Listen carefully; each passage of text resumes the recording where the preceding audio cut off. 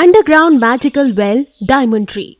एक लकड़हारा अपने गांव से जंगल की ओर लकड़ी काटने के लिए आ रहा था। वो बहुत ही अच्छा व्यक्ति था, कभी किसी हरे भरे पेड़ को नहीं काटता था।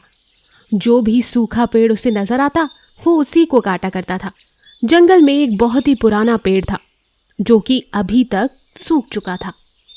मुझे माफ करना वृक्ष देवता, मैं बचपन से आपको देखता आ रहा हूँ, पर मुझे विश्वास नहीं होता कि आप अब सूख चुके हैं। मुझे आपको काटना ही होगा। मन तो नहीं है, पर मेरे घर का चूल्हा लकड़ी के बिना कैसे चलेगा। ऐसा कहकर वो आदमी पेड़ को काटने लगता है कि तभी पेड़ नीचे गिर जाता है, जिससे पेड़ की जड़ें भी उखड़ने लगती हैं। आदमी उन पेड़ की जड़ों को उखाड़ने लगता है। अरे बाप रे, ये कितनी लंबी जड़ें हैं इस पेड़ की, खत्म ही नहीं हो रही। और वो आदमी जड़ों के साथ बहुत दूर तक आ जाता है। वो देखता है कि उस पेड़ की जड़ें आगे चलकर एक सुरंग की ओर जा रही हैं और लकड़हारा उस सुरंग में चला जाता है और देखता है कि वहां पर एक अलग तरीके का पेड़ है जो कि हीरो का होता है। तभी एक आवाज आती है, हे मानव, तुम बहुत ही सही जगह पर आए हो। मुझे तो यकीन ही नहीं हो रहा कि ये हीरो का भी पेड़ हो सकता है। मैं एक जादुई पेड़ हूँ। अगर तुम चाहो तो मेरी डाल तोड़कर ले जा सकते हो और इन्हें बेचकर तुम धनवान बन जाओगे, क्योंकि तुम बहुत ही मेहनती आदमी हो। और जादुई पेड़ उस आदमी को एक हीरे की डाल देता है। वो उस डाल को लेकर रास्ते में उसको एक गोरिल्ला मिलता है। गोरिल्ला आदमी के हाथों से हीरे देखकर उसे रोक लेता है। रुको मानव, तुम हमारे जंगल से क्या चोरी करके ले जा रहे हो? दिखाओ मुझे। नहीं, ये मुझे जंगल से नहीं मिला। ये हीरा मुझे दे दो। नहीं, ये मेरा है, मैं तुम्हें क्यों दूं? तो ठीक है, मुझे बताओ कि तुम्हें ये कहाँ से मिला। ये भी मैं तुम्हें क्यों बताऊं? गोरिल्ला उसके मुकाबले ज्यादा ताकतवर था, इसलिए गोरिल्ला उस आदमी को एक पेड़ से बांध देता है। अब बताता है या नहीं, हीरे तुझे कहाँ से मिले? आदमी मुक्त होने के लिए गोरिल्ला को बता देता है कि वो हीरे उसे जादुई पेड़ से मिले। अब तो मुझे छोड़ दो। इतनी भी क्या जल्दी है, पहले मुझे वो हीरे लाने तो दे, फिर देखता हूँ। और गोरिल्ला उस आदमी की कुल्हाड़ी लेकर उस अंडरग्राउंड जादुई पेड़ के पास पहुंचता है और डाल काटने लगता है। अब तो मैं भी अमीर बन जाऊंगा। लेकिन पेड़ उसे रोकता है। नहीं, मेरी अनुमति के बिना तुम ये डाल नहीं काट सकते। पर वो जिद्दी गोरिल्ला जादुई पेड़ की अनुमति के बिना डाल काट लेता है। तभी जादुई पेड़ को बहुत गुस्सा आता है और वो जब गोरिल्ला उस डाल को अपने कंधे पर रखकर ले जा रहा था तो वो डाल एक अजगर सांप में बदल जाती है और वो अजगर गोरिल्ला को जकड़ने लगता है। अरे अरे, ये अजगर कहाँ से आ गया? मैं तो डाल लेकर आया था, ये मुझे जकड़ रहा है। और अजगर कुछ ही समय में गोरिल्ला को मार देता है और गायब हो जाता है। और वहां पेड़ से बंधे आदमी की रस्सी अपने आप खुल जाती है। आदमी मरे हुए गोरिल्ला को देखकर कहता है, बुरे का अंत बुरा ही होता है, मुझे माफ करना कि मैं तुम्हें बचा नहीं सका। और वो आदमी अपने हीरो की डाल लेकर वहां से चला जाता है और खुशी खुशी अपना जीवन बिताता है। Bricks rabbit trap. एक घना जंगल था। उस जंगल में बहुत सारे जानवर मिलजुल कर रहते थे। उसी जंगल के पास एक गांव था, जिस वजह से गांव के लोग जंगल में आते जाते रहते थे। कभी कभी तो लोग जानवर को परेशान भी करते थे। इस वजह से जंगल के जानवर एक दूसरे का ध्यान रखते थे और गांव के लोगों से एक दूसरे को बचाने के लिए मदद भी करते थे। एक बार ऐसे ही गांव के दो लड़के जंगल में आकर मस्ती कर रहे थे कि तभी एक हिरन वहां आती है और वो कहती है, आ गए हमें परेशान करने, समझ नहीं आता कि इन लोगों का क्या किया जाए। तभी वहां पर एक हाथी आता है और वो कहता है, हाँ, ऐसा लगता है कि अपने सूंड से उठाकर इन्हें जंगल से बाहर फेंक दूं। ऐसे ही सभी जानवर सोचते रहते हैं पर कोई कुछ नहीं कर पाते। इस प्रकार से चल रहा होता है कि एक बार एक शिकारी जंगल में आता है। वहाँ पर वो कुछ ईंटें लेकर आता है और उन ईंटों से एक ट्रैप बनाता है। ये सब वो हिरन देख लेती है और वो सोचती है, अरे ये क्या है? लगता है किसी जानवर को फंसाने के लिए होगा, और वो भी ईंटों से बनाया हुआ। मुझे बाकी जानवरों को आगाह करना चाहिए कि कोई भी उस तरफ ना जाए। ऐसा सोचकर हिरन जंगल में सभी जानवरों को बताने लगती है। तभी हिरन खरगोश के पास जाती है और खरगोश हिरन को देख के उससे पूछने लगता है, अरे हिरन बहन, ऐसे हाफते हुए कहाँ जा रही हो? तुमसे ही मिलने आई हूँ। क्यों, क्या बात है बहन? मेरी याद कैसे आई? अरे तुम्हें आगाह करने आई हूँ कि एक शिकारी ने ईंटों से एक ट्रैप बनाया है, और मुझे लगता है शायद वो तुम्हारे लिए है। खरगोश इस बात पर हंसने लगता है और कहता है, अरे हिरन बहन, मुझ जैसे जल्द प्राणी को कोई नहीं पकड़ सकता, और पकड़ा भी गया तो मैं वहाँ से यूं करके निकल जाऊंगा। अरे खरगोश, ये हंसने की बात नहीं है। इस बार का ट्रैप कुछ अलग ही है। कैसा भी रहे, मेरे सामने सब बेकार है। खरगोश, इतना घमंड अच्छा नहीं होता, समझे? मेरा काम था तुम्हें आगाह करना, अब तुम्हारी मर्जी। मैं चली बाकी जानवरों को बताने। ऐसा कहकर हिरन वहां से चली जाती है। खरगोश को वो ट्रैप देखना रहता है, इसलिए वो उधर चला जाता है। पर उस ब्रिक्स ट्रैप के अंदर बहुत सारे गाजर रखे हुए खरगोश देखता है। उन लाल गाजरों को देखते ही खरगोश के मुंह में पानी आता है और वो सोचता है, इतने लाल लाल गाजर, वाह, मुंह में पानी आ गया। चलो वही जाकर देख लेता हूँ। वैसे मैं उसमें फंसने वाला तो हूँ नहीं, गाजर खा लूँगा मुफ्त के।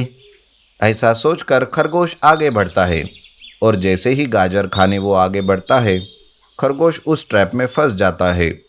खुद को वो बहुत कोशिश करता है निकालने की, लेकिन वो वहाँ से निकल नहीं पाता।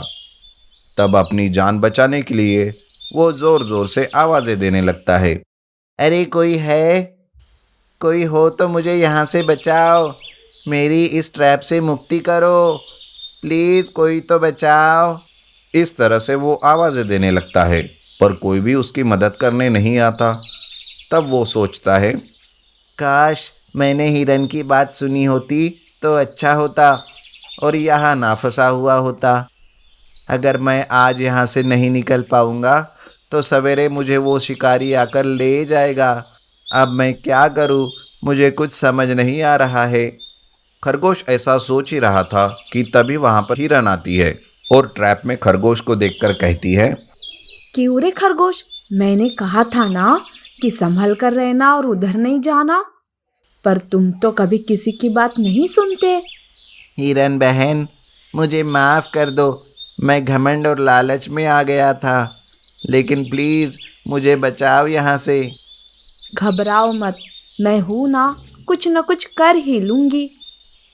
ऐसा कहकर हिरन वो ट्रैप तोड़ने की कोशिश करती है, पर वो सफल ही नहीं होती।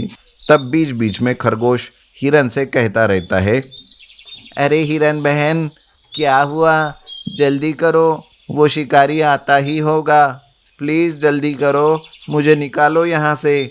अरे खरगोश, बीच बीच में ऐसे सवाल पूछते रहोगे तो मैं कैसे काम कर सकती हूँ? हिरन बहुत कोशिश करती है, पर वो भी थक जाती है। तभी उसे अपने दोस्त हाथी की याद आती है। वो हाथी से मदद मांगने जाती है। हाथी भाई, तुम्हारी मदद की ज़रूरत है, क्या आप मेरी मदद करोगे? अरे हिरन, जंगल में तो हम सब एक दूसरे की मदद करते आए हैं। बोलो, क्या मदद करनी है? हिरन हाथी को सारी बात बताती है और हाथी और हिरन खरगोश की मदद करने के लिए निकल पड़ते हैं। जाते जाते बाकी के जानवर भी उनसे मिलकर खरगोश की मदद करने आते हैं। ट्रैप तक पहुंचने के बाद हाथी अपनी सूंड से और बड़े बड़े पैर से वो ट्रैप तोड़ देता है और खरगोश ट्रैप से बाहर निकल आता है। तब खरगोश कहता है, आप सभी का बहुत बहुत शुक्रिया। हाथी भाई और हिरन बहन, आपका बहुत बहुत शुक्रिया। आज के बाद मैं कभी अपने आप पर घमंड और लालच नहीं करूँगा। यही सही है हमारे लिए। अगर हमारा साथी भाई हमें कुछ बता रहा है तो उनकी बात सुननी चाहिए, नहीं तो गांव से लोग ऐसे ही ट्रैप बनाते जाएंगे और हमें पकड़ते ही जाएंगे। इस तरह से हिरन हाथी की मदद से खरगोश को उस ब्रिक्स रैबिट ट्रैप से निकालकर खरगोश को बचा लेती है और उस दिन से सारे जंगल के जानवर एक दूसरे की मदद करके लोगों से बचते रहते हैं और जंगल में खुशी खुशी रहने लगते हैं। शिकारी और हिरन। बहुत समय पहले की बात है। एक जंगल में बहुत हिरन थे और यह जंगल को सबसे अनोखा और प्रसिद्ध बनाता था। कुछ समय के बाद उस जंगल पर एक शिकारी की नजर उन हिरनों पर पड़ी।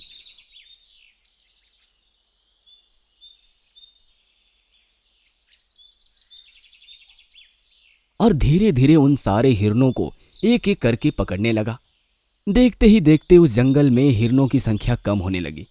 इन परिस्थितियों को देखकर हिरनों के राजा को बहुत दुख हुआ और राजा सोचने लगा, ऐसे ही अगर शिकारी एक एक करके सब हिरणों को पकड़ेगा तो एक दिन तो सारे हिरण खत्म हो जाएंगे। इस समस्या का कुछ तो उपाय सोचना पड़ेगा। जंगल के पास एक गांव था। वहां पर एक साधु बाबा थे। तो राजा हिरन उस साधु बाबा के पास गया और उनको अपनी परेशानी बताई। साधु बाबा ने उत्तर में राजा को यह अपने सभी साथियों को बोलने के लिए बोला, शिकारी जंगल में आएगा और जाल डालेगा, मगर जाल में फंसना मत। राजा ने बात को जाके अपने सभी हिरणों को बताई। शिकारी जंगल में आएगा और जाल डालेगा, मगर जाल में फंसना मत। राजा ने सभी हिरणों को यह बात दोहराने को बोला कि शिकारी जंगल में आएगा और जाल डालेगा, मगर जाल में फंसना मत। सभी हिरणों ने यह बात को सुना और दोहराने लग गए। सभी हिरण खाते पीते उसी बात को ही दोहराते थे। शिकारी फिर से आया और यह सब होते हुए शिकारी ने देखा और चिंतित हो गया। सभी हिरण एक ही बात को रोज दोहराते हुए देख के वह चिंतित होकर जाल ही नहीं डाल पाता था। शिकारी का पूरा जीवन उसके शिकार पर ही निर्भर था और अगर शिकारी हिरणों को पकड़ नहीं पाया तो कैसे कमा सकेगा और उसका जीवन यापन कैसे होगा। उसी चिंता को लेकर शिकारी उसी गांव के वही साधु के पास गया और बोला, बाबा, सभी हिरण वो बात दोहराते हैं और मैं जाल भी नहीं डाल पाता और शिकार भी नहीं कर पाता। साधु बाबा ने जवाब देते हुए कहा, हिरणों को उनका काम करने दो और तुम जाल डालने का काम करो। चिंतित मत हो, जिसका जो काम है वो करो। शिकारी ने साधु बाबा की बात मान के जंगल में जाल बिछा दिया। आपको क्या लगता है, सब हिरण जाल में फंस गए होंगे या नहीं? आश्चर्य की बात यह है कि सारे हिरण उस जाल में फंस गए। ऐसा होते हुए देख के शिकारी फिर से चिंतित हो गया और फिर से साधु बाबा की ओर चला गया। शिकारी ने साधु बाबा से बोला, सभी हिरणों को तो पता था कि मैं जाल डालूंगा, लेकिन फिर भी सारे हिरण क्यों फंस गए?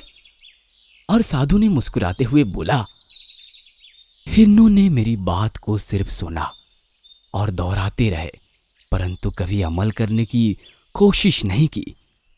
सीख, यह कहानी से हमें यह देखने को मिला कि बहुत लोग रोज मोटिवेशनल स्टोरीज पढ़ते और देखते हैं, परंतु उन विचारों को अपने जीवन में उतारने की कोशिश नहीं करते। इस कहानी से हमें यह सीख मिलती है कि हमें उन हिरणों की जैसा ना बन के सारे सकारात्मक विचारों को अपने जीवन में उतारना चाहिए।